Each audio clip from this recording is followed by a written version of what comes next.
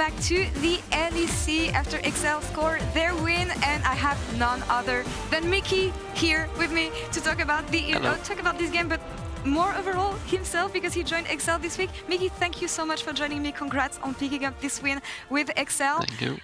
We missed you. We missed you in the early seats. Glad to have you back. First question I have, because you had an interview with Tom from Hotspot this week, and I want to bounce up on some of the answers you gave him. You got to watch XL's game from an outside perspective, and I feel like it's easier maybe to identify what is going wrong when you're just looking as an audience or as a spectator. So from the games you had been watching from XL, what did you identify as the potential things that could be improved for the team before joining them? Yeah, I mean, even before, in the first 2 weeks, I felt like they were always messing up like dragon setups or just like how they want to start up fights. I think we're still struggling with that a little bit. Okay. I think compared to scrims, we are a lot more scared in official games, at least from these 2 games that we played. It felt a bit nervous, I guess. But yeah. Otherwise, I think we should be fine after we improve on that. All right. Well, and you had little time to train with the team, joining them after week 2. How has it been going in training? Because the expectation here was the fact that with the experience you have with your previous rosters, you would be able to help the team maybe in communicating and leading the pack for XL. How has it been going for you in so little time? Yeah, so we scrimmed for about maybe 4 days. I think in scrims we were actually doing pretty well, so I was quite confident for this week. Okay. I'm just kind of disappointed that we couldn't show it, even in both games, I guess. Like, we both played much worse compared to scrims. So I'm just hoping that we can show our level next week and onwards. And you get to end week 3 on a good note, so hopefully this can give you the moral boost expected to finish the split with XL. Last question for you, Miky. You got the Kia player of the game here, and I want to know, you said in an interview that the goal is still reaching Worlds. It is always the same goal for every player, but what about you on a personal level? What are you hoping to achieve this year? Well, winning every game against G2 would be nice. Other than that, I guess winning the split. And yeah, just making the Worlds. I think these 3 are kind of my goals for this year. Right. Well, I wish you the best of luck with XL. Congrats again on picking up your first win here in 2022. And we'll see you next week in week 4. And before we jump onto the next game, we caught up with Unforgiven from the Mad Lions about his arrival in the LEC and the difference between his experience in the IRL. So let's check it out. I'm Unforgiven, and I started playing League around early season 4. I've been challenger since season 7, so it's been like 5 years. My favorite champion is probably, I think it's Aphelios, but I used to be like a Draven one trick at one point, so I think Draven is probably gonna be up there as well. And then another champion I like to play bot lane, that is not like a meta champion, it's Karthus. I used to play a bit of Syndra as well at one point. I think there's like one player that I'm like kind of excited to play against. It's probably Upset. The rest is like, I think they're good, but nothing that I'm like super excited to play against. Sometimes I feel a bit nervous, but like sometimes not. But I think it's just normal being when you go from like IRL to LEC, like a big step in something new. The big difference from like IRL and LEC, I would say, is just probably people in LEC are just better players, not like how to teach the game better, stuff like that. Just better at overall. I was always like playing good, in my opinion, and I thought I would play, like I would get the chance to play in LEC this year, but I wasn't expecting to be in like a top tier team. I thought I'd be in like a bottom tier team. I think I'm gonna do like quite good, I hope, but I don't want to jinx it.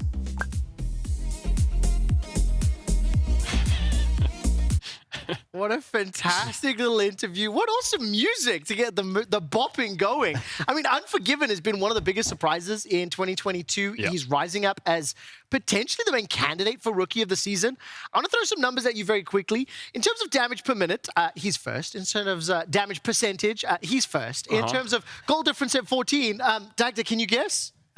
Second? No, damn it, I taught you how to count earlier. He's first, of course. Listen, this guy is the consistent carry for Mad Lions. I really like how frank and honest he was talking about his own perspective on his play and being surprised that he's been drafted into Mad Lions. What's your take on Unforgiven, how Mad are playing around him? Yeah, I think he's been absolutely incredible, and I think his position in fights has been absolutely stellar as well, especially when you look at the game that they had yesterday, right? This guy ended up picking up 33% of the team's damage. A lot of that was based off of his position on the Varus, and I think in lane he's looked absolutely stellar as well. So especially when Kaiser likes to roam, the fact that he's been so staple and been able to perform perform by himself speaks volumes to this player. Yeah, consistency is key. He's just a rock. Late game scaling, he can pretty much play anything. We've seen Karthus, we've seen Jhin, we've seen Jinx, all these kind of things. And I'm sure if Forgiven was still around, he'd be proud of Unforgiven because he's doing his dividends, he's doing his job, highest damage, CSD, so he's got it all. I absolutely love that callback. I wasn't quite ready for it. Now, of course, we've highlighted Unforgiven, talked about a lot of the very good things about him. When we then contrast that to Misfits, we look at Neon, we look at the Misfits bottom lane, it's not quite the same story, and you have to feel the Mad Lions have an edge in this matchup. Yeah, I really do agree. I think the biggest problem is that the Neon and Mersa play a lot 4 lane as well. So it's not even like you're kind of winning in the 2v2, you're also missing out a lot on the map. So I think when we look towards Misfits, it's going to be a case of going up against Mad Lions. Can we win out on the 2v2? It's a big question mark. And can you match Kaiser on the roams? Because there's a huge amount there that you've got to try and unpack. And that's the key thing there, right? Kaiser on the roams, he always teams up with Elyoya. We know it. It's their bread and butter. That's the backbone of Mad Lions, how they get the team ahead. So Misfits have 2 options.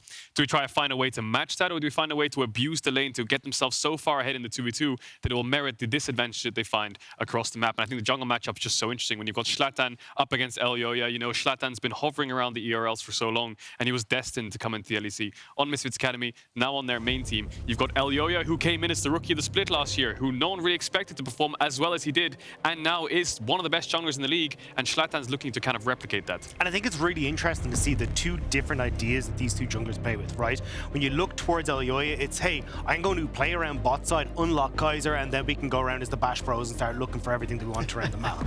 Then you look across at the Misfits lineup, and Shlatan's much more about, hey, I'm going to try and unlock Vetheo, and then play down towards the bot side off of those plays. So they're looking more for the strong mid jungle, and I think it's really cool to see how that differentiates itself, because it feels like it's going to be a case of, cool, can Vetheo get ahead alongside his jungler and move down to that bottom side, or are we going to get Elyoya unlocking Kaiser early and then playing in towards that mid lane? And the one thing I'll say is experience is the name of the game, and the difference between these 2 players, right? Elyoya, we've seen both of his styles. We've seen him on Udyr, Volibear, Hecarim last year, and Jarvan and things like this, where he's selfless and he will play for his team, but also you can put him on something Diana and he will play for himself and get himself ahead. I think Shlatan's trying to slot himself into this selfless playstyle, because when I think of him as an ERL jungler, he's not really around this team much. He's farming and he's the carry. Play for jungle, let's get him ahead. The experience lacking in terms of playing for his team, I think, is something he needs to grow throughout this year. I mean, I think the word experience is very, very critical here, because Misfits as a roster, they do have the youngest aggregate age across all the players, just over 20 years old across many of these players. When you then think about the experience that the Mad Lions roster has, not only from winning both titles last year, but also the international events. Oh, yeah. I'm not going to put you both on the spot. We've talked about the players, we've talked about the individual elements that can do it. A quick hit here. How will Misfits, in your mind, need to attack in order to win the game? So Misfits tend to play these like 1-3-1 comps where they try and look for picks, and I think that can work well against Mad Lions, who tend to be a little bit lazy when it comes to recalls. I'm curious to see if they can make that work. It's been a bit lackluster so far, but that's definitely one of the options they can try and go for. This is an important game for Misfits. When they're fighting up against, as we expect, XL or BDS for this last playoff spot, which we expect them to be in 6, Mad Lions, the team they need to show good kind of games against. Against G2, they faltered. They almost came back. Yeah. Mistakes from G2, I will say. But against Mad Lions, a good staple early to mid game would be a great thing going forwards. Absolutely crucial game when you start looking at the bottom half of the table for playoffs. Anyways, let's head over to Gulborg and Dracos to take us into game. Yes. What's up, Dracos? How you doing, Gulborg? I'm good, man. You good? Yeah. Welsh sounds a little bit like Danish, so maybe we can make that work. Okay. I can't do an American accent, though. I think it's the beard. I think people get confused because we both got beards. Yeah. That's what you think confuses? Yeah. You think that's... I think that's why people think I'm Dracos. That's true. That the amount of times I get messages being like, good cast on the day, medic, and I'm like, I didn't even cast today. It was all Dracos. I take the plaudits. You know, I've had that once when like the LCS was on, and I'm like, great job, Isaiah. I'm on Twitter with you. Anyway, Misfits versus Mad is the game that we're going to be jumping into. 3 battles for positioning in the standings coming up across the course of these last few games. Rogue Vitality, Fnatic G2 kicking us off with Misfits Mad. And what a fight is likely to be. Of course, Misfits coming off a loss yesterday against G2. Very close game. Almost had the Nexus until Senna became Senna. I mean, it was a close game, yeah. Woo. That was a game for sure. Let's talk about the draft. Let's have a look. Mad Lions, they have a 100% ban rate for Caitlyn. So I'm going to take a gamble and say that they will look to ban out the Caitlyn. Diana has been a pretty common ban by them in general. They often like to get rid of it. as it is often banned away from them as well, given their proficiency on it in the first week. And it seems that for the time being, Misfits are going to answer with a pretty standard Corki. If you don't ban Corki on red side, on patch 12.2, I'm not sure if you're really understanding how to draft right now. You're just a champion you cannot give away. The rockets in the late game do too much damage. There's the Thresh removed as well, taking that away from Mersa. Other bans we've seen, as you say, the Caitlyn rises up in priority in terms of bans. Renekton, Twisted Fate, both things we've seen removed from the pool across the last couple of days as well, Vedius. Yeah, a lot of different things banned, honestly. It really comes down to team preference, so it's hard to predict. Like, there are certain trends that Misfits like to ban. They do like to typically get rid of the Twisted Fate, as you talked about. They also are big Caitlyn banners themselves, which is also just pretty common. The weird thing about Mad Lions is that they actually tend to ban Caitlyn more on the blue side than they do on the red. The fact that they have actually left it open could be that they're assuming Misfits will remove that from the pool. But with the Aurelia ban, I'm trying to think what that suggests. Aurelia often very good into Jace towards the top side of the map. Can also be good into certain mage matchups like Syndra and Orianna in the mid lane. And we have seen Jace being banned away from Armut quite a lot in the last couple of weeks. So Misfits here have that option. Caitlyn or Jace decided against either of them. Instead, take away the Jarvan. And Mad Lions immediately hover the auction. Don't expect that's what's going to be picked. But with Jace and Caitlyn on the cards, expectations are that Mad Lions will plump for one of those two. Let's have a wait and see. The removal of Jarvan, honestly, a little surprising. We've been seeing a lot of Lee Sin from Elyoya recently. Viktor. But the Viktor's going to be the priority. Often we will see that Jinx priority, but no, instead, they want to try and put Reeker on something that he's comfortable on. He has been playing a fair number of Viktor games recently. And, I mean, it's a very safe mid lane mage, offers good scaling. It doesn't really have any losing matchups. It's very difficult to get punished on the Viktor. So, yeah, good overall safe blind. Doesn't really give any strong indication towards the composition. We see Mad Lions picking in both, well, any kind of comp, really. They just think it's overall a very strong pick, with the Lee Sin going to be taken away, and the Jinx as well. Not really too surprising, given how well she pairs alongside the Viktor in the current meta. And in the past, this sort of pick would immediately make you look at a Xin Zhao Jhin lock-in for Mad Lions. At least that was the week 2 meta. Haven't seen it so much this week, but definitely still an option for Mad. Put Unforgiven on something relatively safe down towards the bottom lane, but instead that is a Nidalee locked in. That is Nidalee Renekton. Nidalee Renekton. It's the Diana Yasuo of yesteryear. Nidalee Renekton coming back here. We were literally talking about it yesterday, Medic. That AP-AD jungle top synergy. It's very hard to itemize as a top laner dealing with this, but this is very clearly a topside focus from the Mad Lions. We did see a lot of roams from Kaiser yesterday attacking that top side of the map, and it looks like their game plan is to shut down HiRit. HiRit is a player that has been coming up in conversation a lot this split, I think because he kind of stood out last split, in particular because of how well he was able to do in the top lane. However, he did get a lot of resources from Razork, and Shlatan isn't that same type of jungler. We did talk about it last week on the Analyst desk, and it's a different style for Misfits. That HiRit has just been attacked a lot more because, well, teams see him as a point of attack and a way to shut him down. And if you remove him, then one of the big carries of Misfits is also removed. So clearly the game plan from Mad Lions. Let's see how they round out the second half of their draft as we move into the second ban phase. Jhin taken away by Misfits. Unforgiven has had a very strong start to spring and has looked comfortable on a slew of different champions. You know, Jinx, Karthus, Jhin, Varus, all picks for him, especially the Varus actually yesterday allowed Kaiser to roam away, get out of that lane, and team up with Elyoya. So Misfits here will probably look towards another AD carry ban. No supports really that you want to get out of the pool right now, unless you're looking for something like a Lulu or Vedius, which is a possibility for Mad Lions. Quite possibly. A lot of options still up. I'm thinking right now about that Varus for Unforgiven. Perhaps that could be something that he thinks is just strong in pretty much any and all situation. I really like this Nautilus ban, mainly because we saw how impactful Kaiser could be in terms of his roams. It is so far his most played this split, and it's something that he is very comfortable on. But we see a removal of something like, I was going to say Orianna, but when I think of Vetheo, I think of him having a little bit more agency, and Syndra I think makes a lot more sense. Syndra is a big comfort pick for Vetheo, something that he is very well known for, has a long history over. I say long history, you know. He played a lot last year. Yep. You did play a lot of Syndra, and removing that strong mid laner also just removes it away from Lee Sin. LeBlanc Lee Sin, Syndra Lee Sin, those duos in particular can be quite lethal against a scaling mage like Viktor. So instead, let's just take them out of the pool, force Vetheo onto something a little bit safer. Akali. And it's going to be Akali. That's okay, super safe. Super safe pick there for Vetheo in the mid lane. Akali, incredibly aggressive. I think the only mid lane Akali we've seen so far in the LEC was Dayor. It was Dayor, who struggled against Larson. It was 40 CS down at the 15-minute mark. I know way more about mid lane Akali than I do top lane Akali. So we're going to be diving deep on this mid lane matchup. Vedi. Okay. Wait. Okay. Yeah. Okay. You got baited by the Hubbers. I got very baited. In the end, Rakan picked it. I really like Rakan in this matchup because it gives you that ability to get onto the backline. I was thinking Rakan or Leona for Kaiser. Roam ability and CC and utility for later game fights. And definitely works for Mad Lions. Now Misfits looking down towards their support.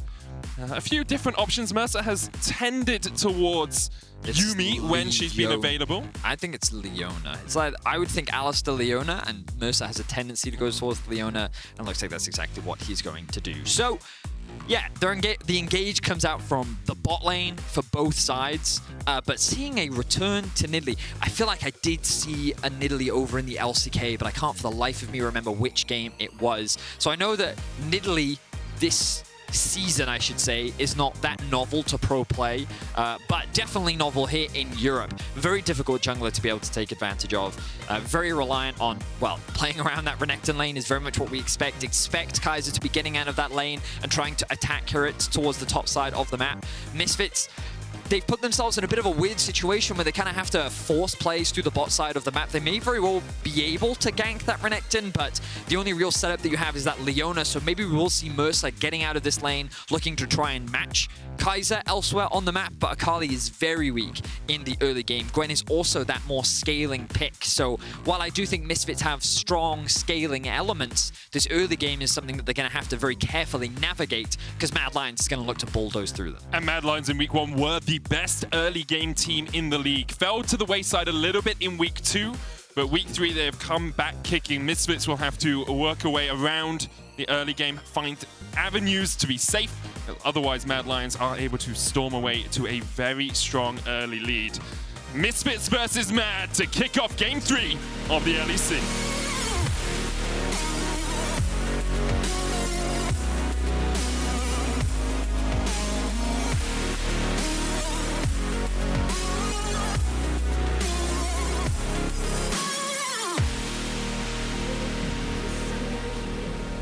So you have seen Nidalee in the LPL and in the LCK. It was also in the LPL. Yep. Yeah, okay. How many games do you think we've seen of Nidalee so far in 2022? I'm going to say 3. 9. 9, okay, wow. However, 3 is the correct answer for this next question. So if you get this one wrong, we're sending you back to school. So I have to guess the question? How many wins does Nidalee have so far in 3. major regions? Yeah. Yes, she does.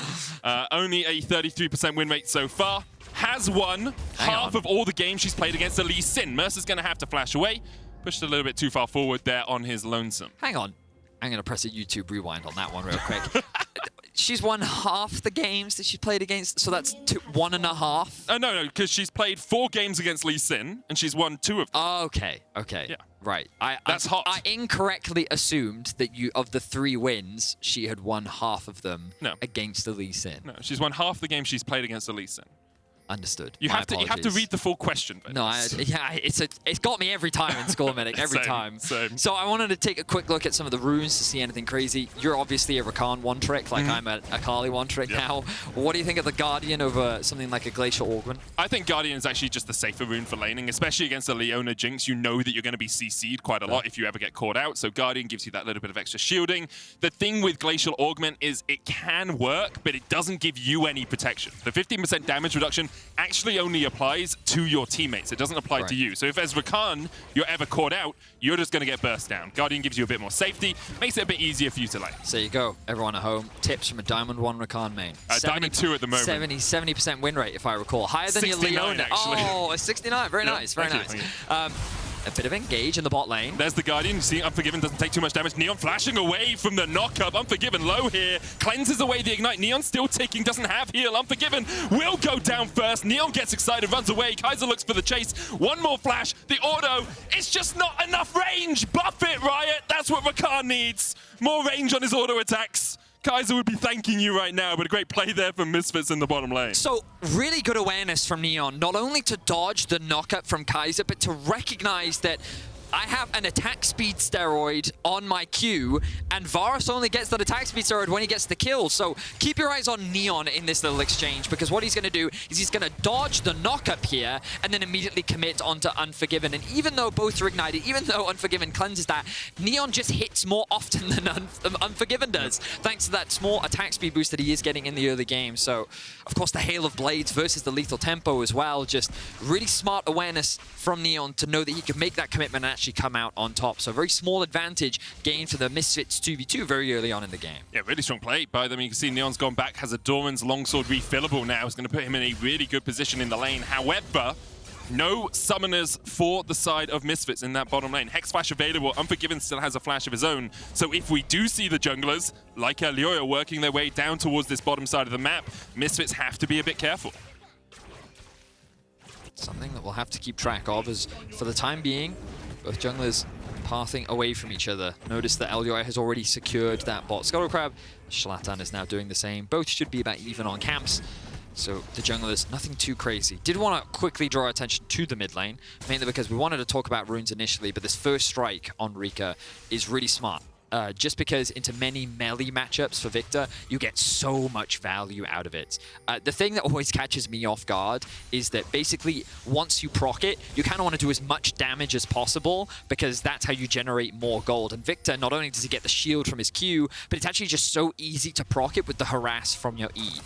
The cool thing you can do, and a fun mini game for any Akali mids out there, is that if you throw your W down, Viktor kind of has to guess with his E where you're going to come from, and so you can walk up, throw your Q, proc their first strike before they can, and then the Viktor walks away really upset. So it's a really fun minigame that I enjoy playing against Victors, just to wind them up and make them know that, hey, you've picked that rune as a free rune to get more money out of me, but I'm not going to let you have it. I mean, it does sound like you have to invest your key escape ability in the W to then just deny him, 10 gold. Your key harass ability, because the biggest problem with Akali is that she's so useless in lane. Like, her the energy costs on her Q are so high. 130 energy at level 1. You don't put your second point in until level 4, and then it's still 115 energy. So look, Vetheo has now used his Q, and now he can't do anything else. So he has to use his W in order to shove the wave, and that's the only real way that you can either find consistent trades or actually push out the wave. So he should be able to get a nice reset off now. The fact that he's ahead in CS just goes to show his proficiency on the champion. And when we think of Vetheo, Akali is actually one of the champions that we think of. Yep. Think back to his first debut in early weeks. I think it was at the beginning of summer where he brought out the Akali and absolutely popped off on the champion. So very excited to see a talented Akali player like Vetheo get his hands on the champion and what he's capable of. Will he go for the tank Kali build, or will he go for the Riftmaker setup? He may even go for the full penetration build, as we see Reeker mainly just using his ult, I believe, to wave clear. Looks like he's actually trying to force Vetheo back, force him to base. Vetheo, of course, does still have the teleport and the flash. The wave will be frozen just outside of Reeker's tower, so he'll be able to come back and get this one in a moment. But let's take stock about what Mad Lions wanted to do in the early game, what Misfits wanted to do in the early game compared to Draft. We said Mad Lions really wanted to try and shut down HiRit in the top lane. They haven't managed to do that as of yet. HiRit, a few CS up, about a wave or so as Armut continues to push forward into him. Elyoya hasn't found a gank path up here as of yet, but Armut might just be able to kill off HiRit, but nope. No. Needle's too strong, Armut. That was a 1v1. You were never going to win. I'm shocked. I'm shocked that that just happened. Okay, Renekton typically known for being very strong in the 1v1, but the Ignite is one of the biggest things that you have to respect. So he gets the stun off, good initial trade, doesn't have any Fury at this point. Okay, he now gets level 6. He believes, okay, I can go for an all-in commitment, generates the Fury, goes in for the commitment. pops out the ultimate. I mean, the problem is he uses his W. He doesn't have his Q or his E. Are they both still on cooldown? I feel like he made that very easy for HiRit, who just dropped the ignite, dropped the ultimate, had everything up. And she gets a birthday cake alongside the present as well. Birthday cake, You get gifted a kill, you get gifted a cake. It's the cherry on top. It's the cherry on top. HiRit laughing all the way back to the bank now has a leeching layer complete. And I do want to talk a little bit about HiRit because you said it in draft. Something teams have done so well is isolate him. Put him on an island. Shlatan hasn't been up here. You can see he's lowest in the league for jungle proximity. That's how much time Shlatan has spent around him in the first 14 minutes of the game. And in summer last year, HiRit was a key carry for Misfits because they invested time into him. And people were wondering, if Misfits don't invest time into him, can HiRit do the same? Well, I think we showed with a little bit of a helping hand from Armut that he can still win out in the 1v1. He just needs a bit of help. It doesn't matter where it comes from, am I right? Well, for HiRit, yeah. I mean, yesterday was a great example where G2 sent multiple people up towards the top side of the map. There was like 4-man dives consistently looking to attack HiRit. And Shlatan was put very far behind as well. Of course, Misfits did find that way back into the game towards the end of it. But in the early game, it was looking very, very dire for Misfits. But so far, 2v2 kill in the bot lane, 1v1 kill in the top lane. Everything looking pretty solid for Misfits, especially when we think about in the context of the scaling. As you rightly said, for Mad Lions, a lot of the priority of this draft is to try and play through your top side of the map, really enable this Renekton, get him ahead, leverage the fact that you have this Nidalee Renekton, but it's Misfits that's here in a position to challenge. I think they're a little too late. I don't think that they'll still fight for this. Shlatan should be able to just, ward hop over to the wall. And so Misfits find themselves with an early game lead, which is definitely not what we expected, given the draft that Mad have gone for this time around. You see Neon with about 300 gold advantage down towards that bottom side. Kill definitely helping him out. A 500 gold lead for HiRit as well as we crest over the 9-minute mark. Misfits will take the time that they know Mad Lions have spent on the top side, getting that Vetheo to get a little bit of vision control and to take away this Drake. It's that tempo play, you know? Mad Lions had priorities to get onto the Vetheo. They then have to reset. Misfits say, well, pendulum swings in our favor. We can get some control on your bottom side and take away this drag. It's a concept that many solo queue League of Legends players don't understand. This concept of turns. You know, if you invest resources into taking something, typically you then have to like reset because you've got to go back and catch your waves that are being pushed in. It's difficult for you to go from Herald immediately straight to Drake because you're likely going to lose something as a result of it. So as you rightly identified, Kaiser should be fine here. He has the mobility to dash out to safety. Also still has his flash up, but Shlatan is still looking, and look at Vetheo on the way down. They do have vision across the river, and their goal here is to just deny Unforgiven and Kaiser as much as possible from this wave, but it looks like they're not too worried about it, actually. With Elyoya coming around and Reeker just around the corner as well, looks like Neon will only be able to get one plate of a possible two out of this tower. Of course, Jinx so good at taking turret plates. If you can give her just a couple of seconds with a tower, she can melt through them. But for the moment, actually that plate surviving could be big for Misfits because it means Neon still has the opportunity to get this gold instead of it falling perhaps to the minions. Overall, good window used there by Vetheo. HiRit. I mean, this is needle after needle. HiRit, he picked up sewing in the off-season, it seems, with how well he's threading these needles onto Armut, who's popped the dominance, popped the flash, and now has to pop back underneath his tower to farm up this wave. HiRit sees a nice pair of boots on the other end of the rift, and he's like, I want those boots. Yeah. He's already practicing his stitch work. He can stitch them together himself. Armut looking to hand deliver them. They're going to have to find a way out of this situation because I didn't mean to say situation there. I apologize. That was an accident. That was so high tier. I didn't even notice that. Yeah. Wow. Situation. Kaiser's going to get the knock up here. Mersa's got a bit too deep with the quickness coming in. Yeah, that was greedy from Mersa. Yeah, that was. Perhaps distracted by the situation he was in. I recognized that Mersa probably saw a pretty good angle there because Elyoya is very squishy. And so he's thinking, well, if Akali comes and Lee comes, we can probably fight this. The problem is, the second Lee got in range was when Kaiser arrived, and at the moment Kaiser arrived, being level 6, that was when Mersa realized, I have made a mistake, and ends up losing his life as a result. So Mad, at the very least, do get their first kill on the board, will find themselves still 1,000 gold down though. It is actually one of the big windows you play around when your supports are roaming this much, is which support can get to the level 6 and how can we utilize that? Because if Mersa had 6 there, if he'd leached another couple of minions from somewhere, he would have just solar flared, immediately onto Elyoya. That's a flash burnt at least. And then Elyoya doesn't have that summoner for the rest of the while. But because Kaiser was already 6, had the quickness, he could lock up Mersa for that little bit longer. Night Harvester complete on Elyoya, though. First mythic of the game for the Mad Lions. On the other side, Vetheo is going the tank Kali build with the turbo chem tank. Slightly nerfed on 12-2, but still very strong. Yeah, I think into this comp, it's also really good. In particular, because against bruisers, I think it does really well. So things like Renekton, you shouldn't lose later on into the game. That extra resistances that you get from the item, and also the additional health. Meanwhile, against this many squishy targets, things like Rakan, still very squishy. Things like the... Varus is the name I was looking for. Varus, Viktor, Nidalee, all targets that you just should be able to outduel. So Misfits on a very good trajectory right now. They're continuing to scale with their compositions. They should have very strong side lanes as the game progresses. And while Elyoya will secure himself that red buff, important to note that the dragon is spawning in about 1 minute and 30 seconds. This will be something that I'd like to see Misfits control.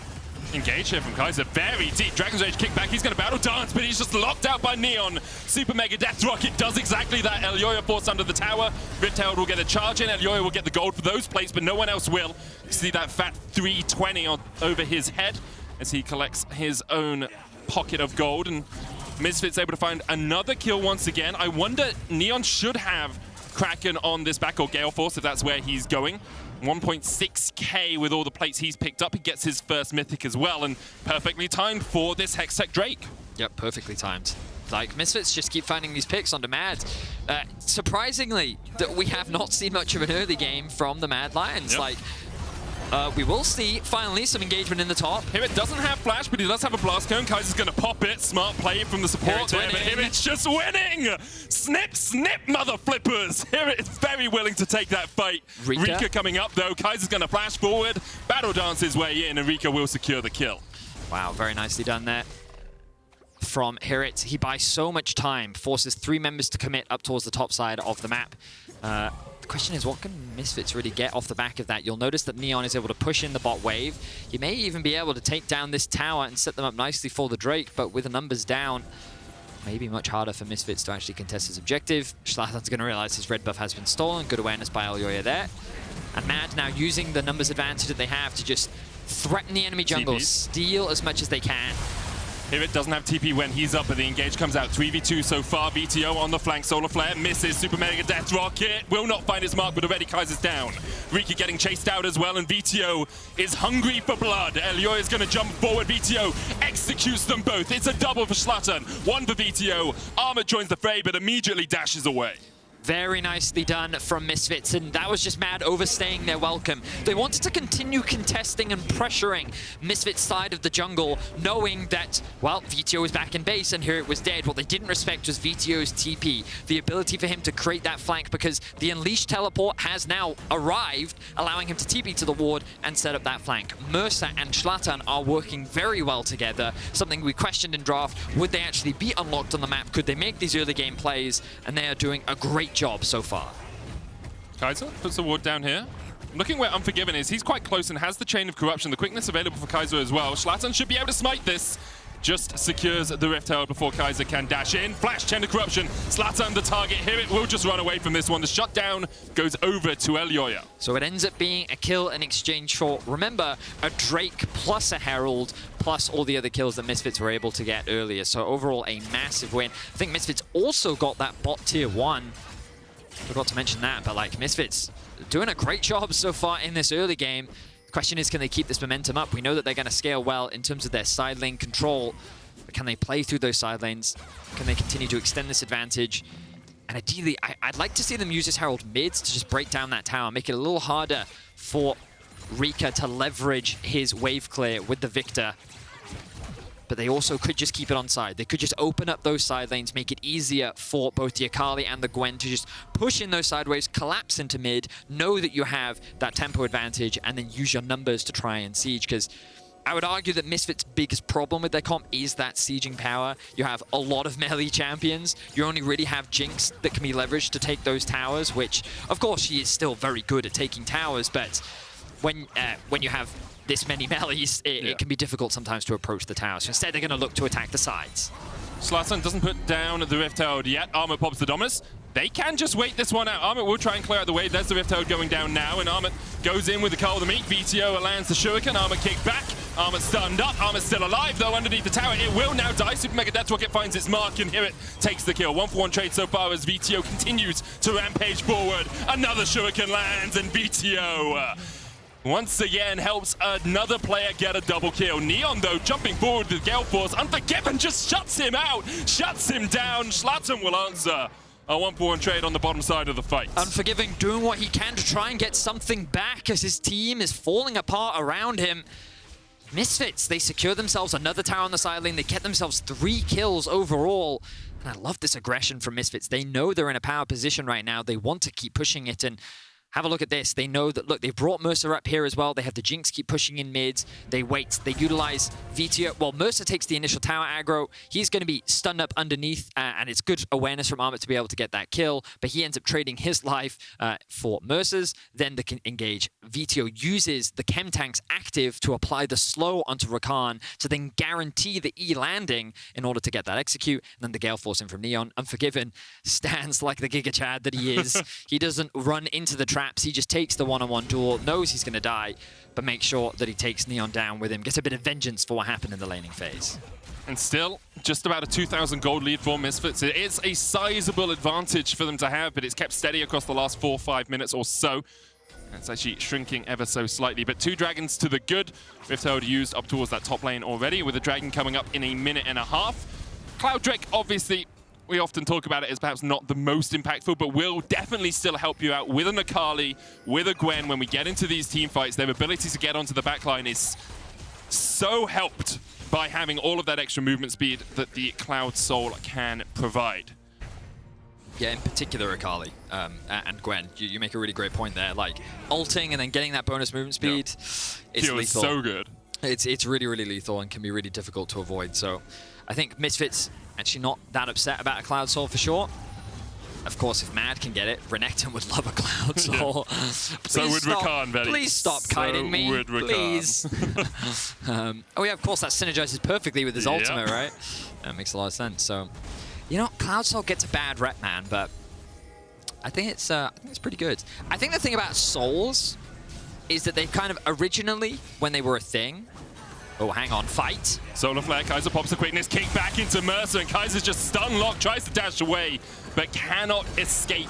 Another kill to Vetheo, who's having a stormer of a game on this Akali. 2-0-4 now. And Misfits are actually just pulling Mad Lions around the map. You can see Mad were trying to set up around this dragon, which is coming up in 10 seconds time, but Misfits are looking very eagerly at their 3rd Drake of the game. Yeah, Misfits were ahead of the play on this one. They were already in a great position. They actually sacked the bot wave in order to get onto the dragon sooner to set up this vision. And then Mersa was in such a good position to then collapse onto the Mad Lions. They found themselves that pick. Now they can convert it into an uncontested Drake. Neon going to help him out with this one. Vetheo going to go catch the bot wave.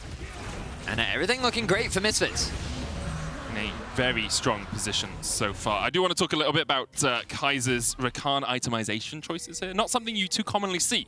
This is an Everfrost Rakan. Usually you'll see Shurelya's or a Locket. Kaiser's been playing a lot of Everfrost Rakan. What it does do very well is, even if you don't hit the root, it's very easy to hit your W on someone who's slowed. It becomes a whole lot simpler than trying to get it on someone who's dashing around throughout a fight. So Kaiser will use that either as his initial engage or as a follow-up route when he lands the engage to make sure someone's locked in place for as long as possible. The downside is, it's about 300 gold more expensive than the usual support mythics, and so Kaiser being behind in this game is going to take even longer than usual to get towards that first item. Makes sense. You know, and that is actually one of the cheaper mythics as well. So, interesting tidbit there from, again, Diamond 1, Rakan. Expert over here, medic. See, here's the thing. Last time I did this with Leona, everyone's like, please stop talking about your Leona roommate. You're the one talking about it now, and Unforgiven's the one getting caught out. That's enough damage from Misfits. Good play from Shlatan. Flash, ward jump, kick. makes it pretty easy to catch out the AD carry. I'm just proud of you, buddy. You know, I think it's important to acknowledge your achievements. And considering how miserable solo queue is for me, let's enjoy your solo queue experiences. As Elyoya is now trapped, I think he should be fine though. Is able to sidestep that one. Is that? Oh yeah, Merc Treads. I was about to say he got stunned up, and I was like, but he didn't feel stunned for very long. But he ends up just walking out of that one, sidesteps the ultimate, and is able to get away to safety as he clears.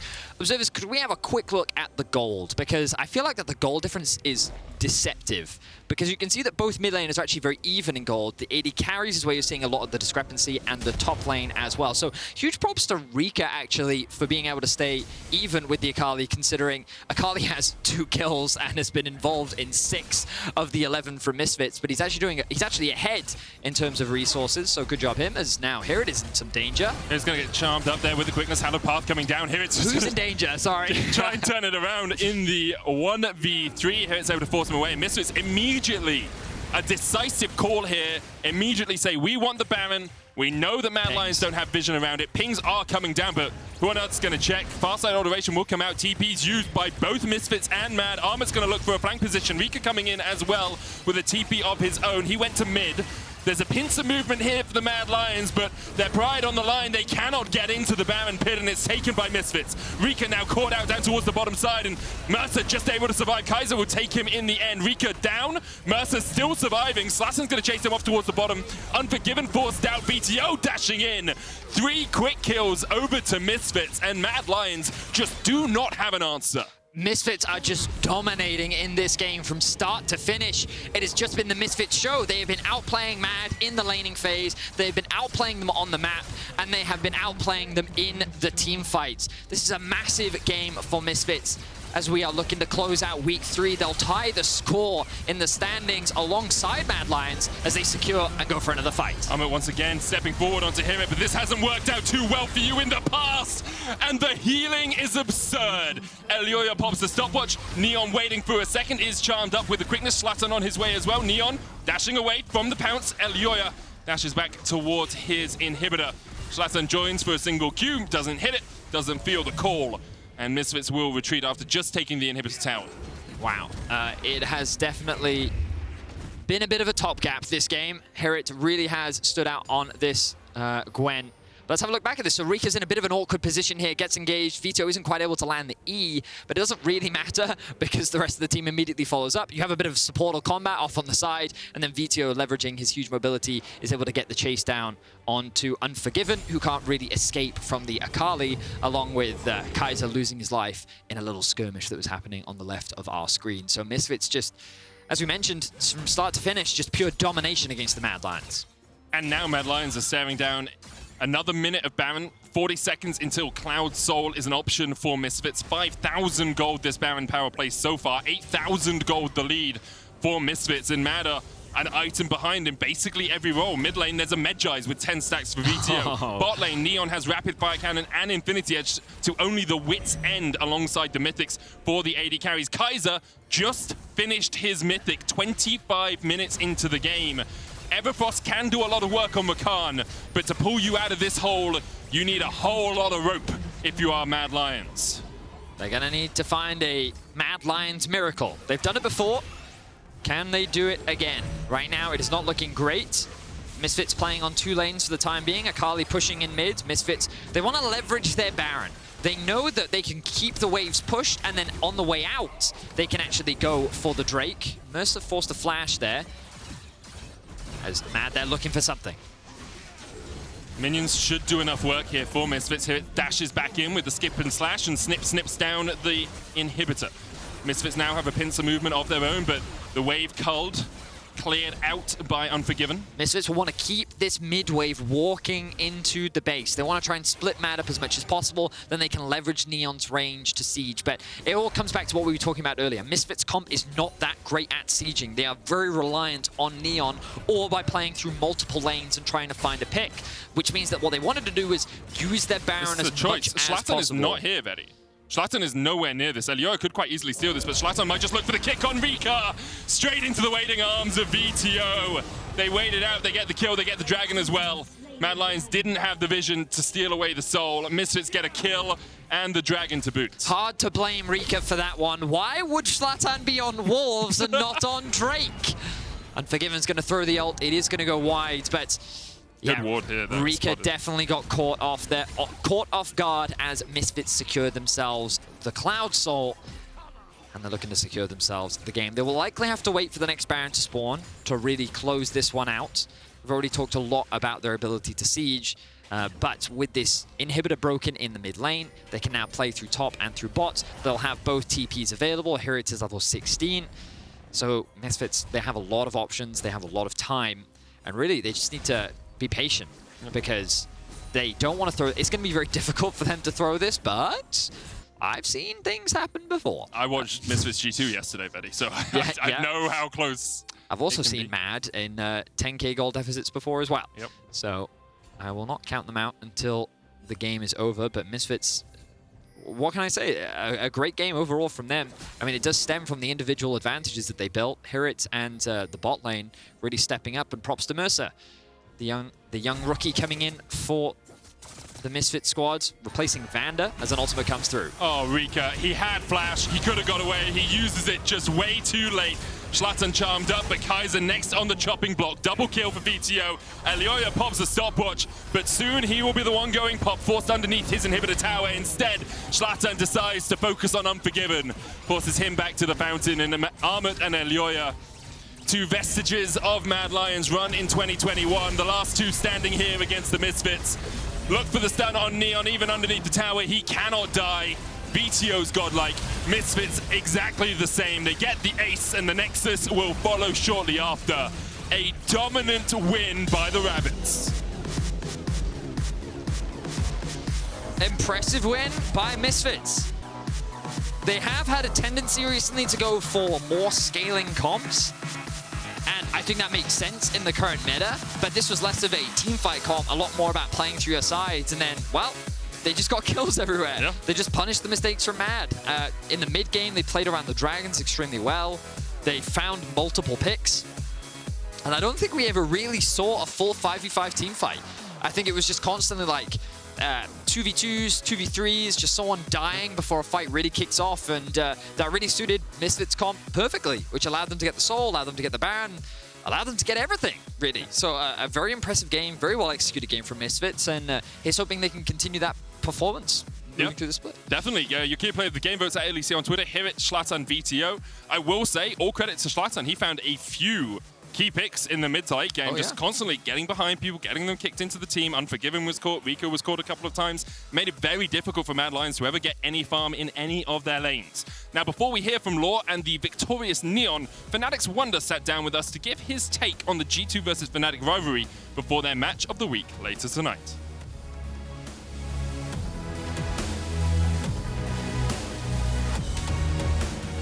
Yeah, I mean, the reason that Fnatic G2 will be a relevant matchup always is just like, I guess, the historic achievements from both teams. Winning a lot of titles and stealing a lot of players and all the banter. I think they have been like the two predominantly, I mean, the organizations themselves, they are very outspoken and very out there, you know, compared to all the other European orgs. So I think it's just natural that the matches between those two teams carry so much weight.